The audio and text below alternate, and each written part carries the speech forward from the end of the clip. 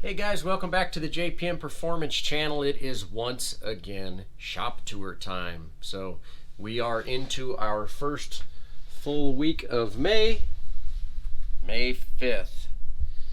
Do a little shop tour, see what's going on, and like always, there's always new stuff happening. So a little bit of a mess going on here on the bench right now. That's because I've got a block that's ready to go, the crank's ready to go, the cylinder head's ready to go, but in the meantime I'm in the middle of setting the valve lash on a 99 Miata cylinder head. So if you've ever worked on one of these, you know you need about 1 million different lash caps, different thicknesses that sit on top of the lifter. These, instead of shim under bucket, these are shim on top of bucket. Standard 99 up to 2005 Miata stuff.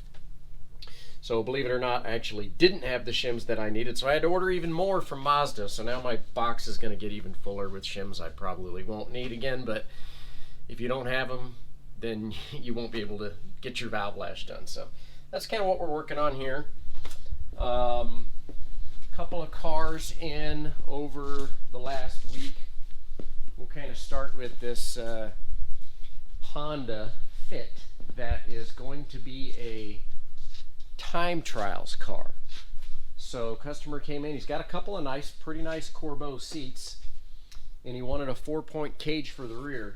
Well, one thing that I found about this thing is there's a ton of room for building a main hoop, but this main hoop is literally 50 inches tall. So it's the tallest main hoop I've ever done. Pretty standard with the bars here in the middle of right where the shoulders are going to be for the belts for passenger and driver. A proper single plane brace here, and then a couple in the rear. So a couple things of note if you come around this other side. A floor in any unibody car is really thin. Like, this is super thin. So what I like to do is I'll plate the bottom, but also plate up against the rocker. This rocker is really thick and double walled and heavy duty. So I plated against that and actually welded the bar into the side of the rocker here. Just plating the floor, in my opinion, is not strong enough. So those are plated really well. And then in the back here, these are the main structure pieces as well that come back behind where the unibody is doubled up. So this is double thickness too. And I also tied it into the wheel well. So this is all tied together here. So for a 4-point cage, that's about as good as I can do in a Honda Fit. So, but I do enjoy being able to climb in and out much easier. It's a lot easier than some of these enclosed cars I've dealt with over the years. So in the meantime, prep, of course, on the BMW. So had a request about how I like to clean my car. So it's a race car, which means it's not fresh out of a junkyard, doesn't need a bunch of pressure washing. I personally would never pressure wash under the hood of my race car. If you just happen to get caught in a rain race, I get it. Nothing you can do about that.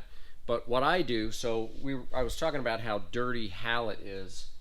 What I start with, guys, is a basic duster, and I'll get the dust off, and that's kind of the way I start. So from there, I use this. And I thought maybe I had talked about this in the past, maybe not. This is called Rapid Remover. It's like an adhesive remover. So I will use a brand new shop rag, make sure it doesn't have any problems with it. As far as, like, sometimes shop rags can be a bad thing to use on your paint because you'll have a metal fragment in there from when it got cleaned. So I just spray a little on the rag, and you can see all of these black marks all over either the paint or the vinyl, doesn't matter. But this stuff just takes it right off. So I'll go around the whole car and literally wipe off all these black marks. Look how good that works. So just take your time, and we can get all these black marks off real easy. So I will actually go around the entire car. I'll do a little bit of this up inside the seams and in the rockers, inside the door jambs. But I don't get out the water when it comes to washing my race car. This is what I do.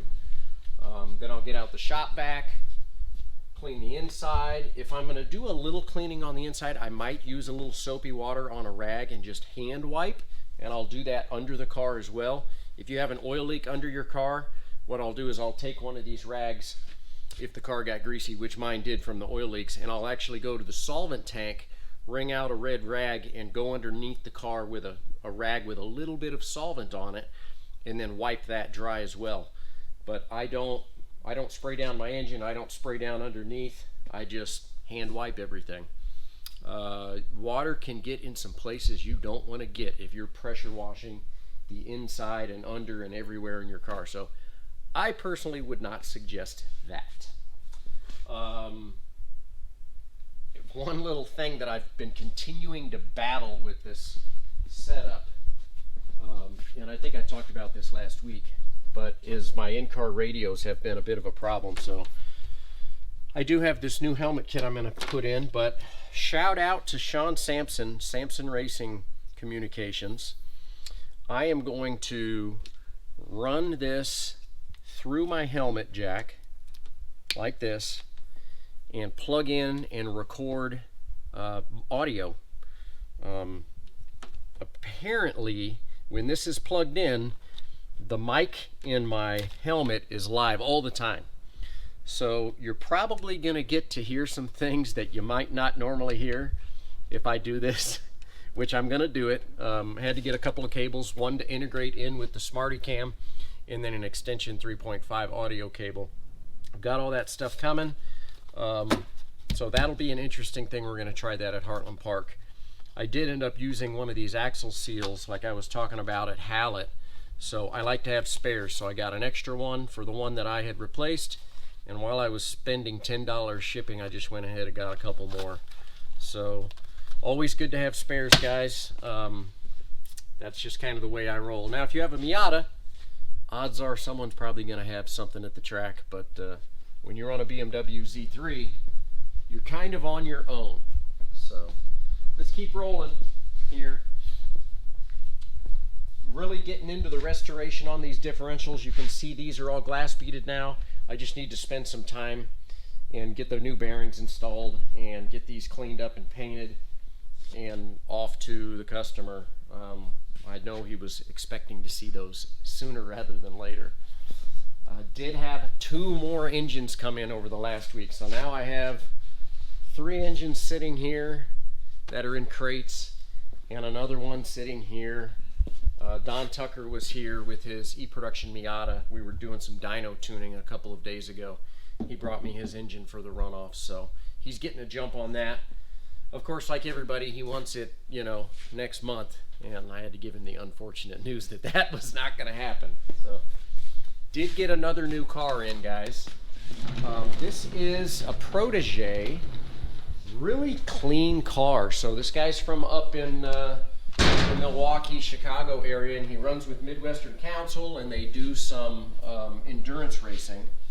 So it is here for an Acusump install and some Mega-Squirt Dyno tuning, which I'm actually just getting started on here. You can see it sitting on the dyno. But a cool, really clean 4-door Protege. I don't know what's up with all the 4 doors in the shop lately, but pretty cool, clean car. And got it running pretty good so far, just on start up and warm up and getting all that taken care of. And so we'll get on the dyno with this and get it finalized. I also ended up doing some bracing underneath for the, there was a lot of flex in the firewall.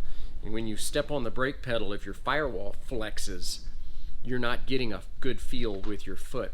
So made a bracket, fabricated it, and it's actually up underneath the dash where you can't even see it, which reduced that by about 90%. So looking pretty good on that. So that's kind of where we're at. I was hoping to have Steven's car off to the blaster and the baker this week, but I haven't gotten confirmation that they're ready for me quite yet. So Still waiting on that. Hope to get that out of here soon. Still haven't worked on the little 1.6, but I've got some motors that really need to get moved out.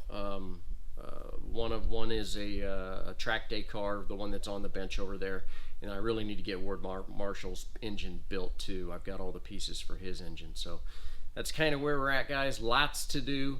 I just got to keep grinding away, just like every week. So appreciate you watching. I appreciate all the comments you guys have been making.